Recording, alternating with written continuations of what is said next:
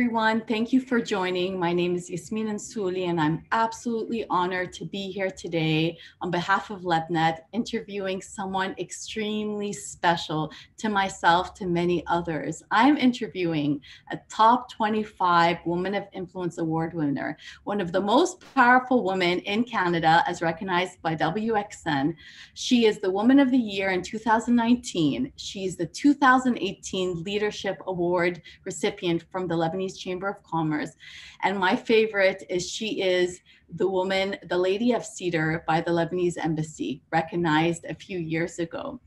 Today, I'm speaking to the Dell Global Channel Chief Officer, the one and only Rola Dagher. Hello, Rola. It's so nice to have you here. With over and above all those accolades, to me, you're simply a mentor, a sponsor, and someone who inspires me to do better and be better every single day.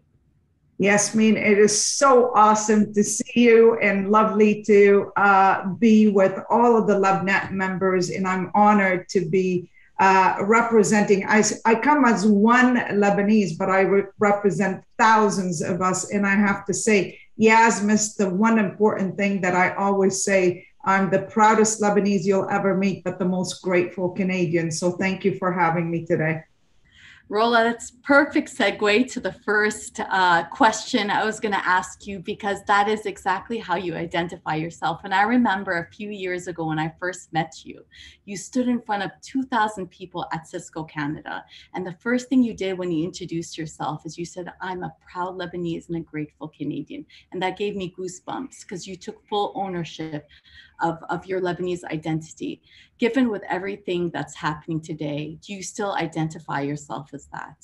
Absolutely. In fact, I get goosebumps when someone talks about Lebanon to me. And I have to say, we were forced out of Lebanon, but no one can force Lebanon out of us, period, full stop. Extremely passionate about Lebanon and will always be in my blood. It's really sad, Yaz, to see what's happening in Lebanon. And if I can describe my feelings, it would be disappointed, angry, and absolutely sad to see what's happening. But because I know Lebanon, this does not define us as Lebanese people, what's happening, but how we approach it and how we approached it all these years will define us. And I'm absolutely hopeful that all the struggles that Lebanon and the Lebanese people are going through will turn into strength, and it will turn into our power in terms of what we can accept in the future. So never, ever, ever take those struggles in these crises we're going through just as we give up, because that's not who we are as Lebanese.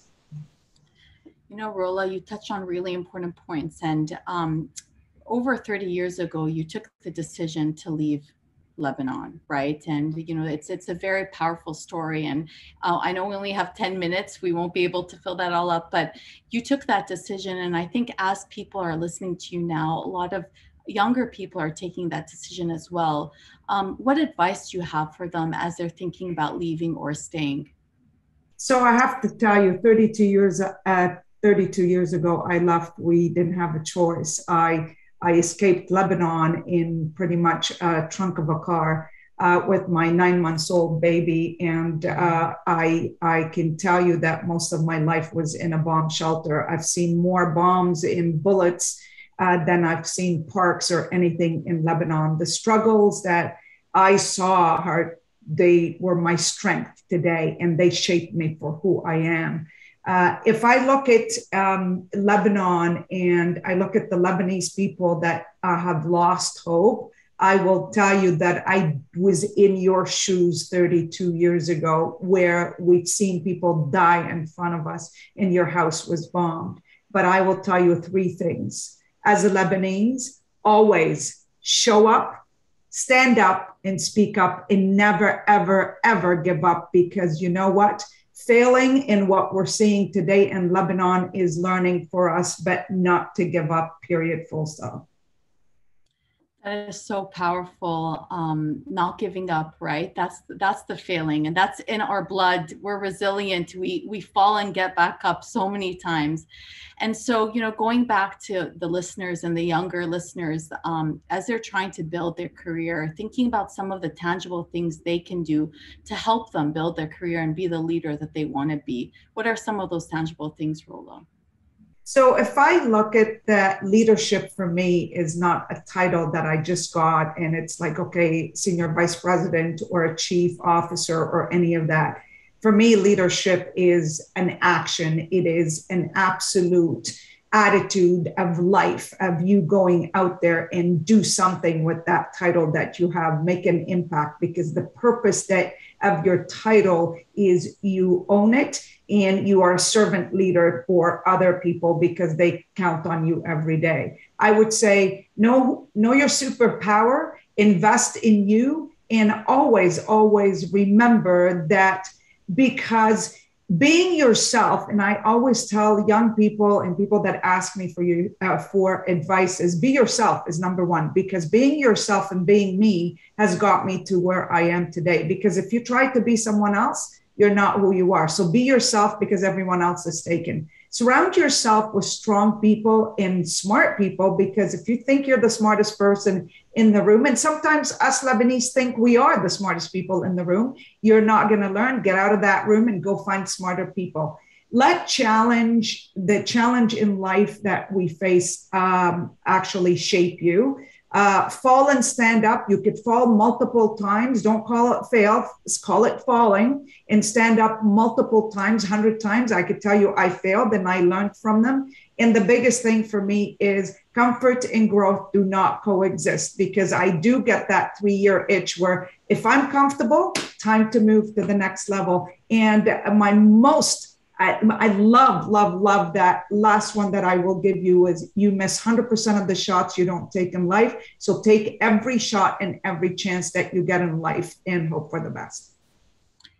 Wow, I feel like, yeah, I'm reliving the last few years with you. This is exactly the advice you'd give me day in, day out. I mean, especially be yourself, because everyone else is taken, and you bring your full authentic self to everything you do. You own it, and you own your superpower. And so, Rola, what is your superpower? What would you say is?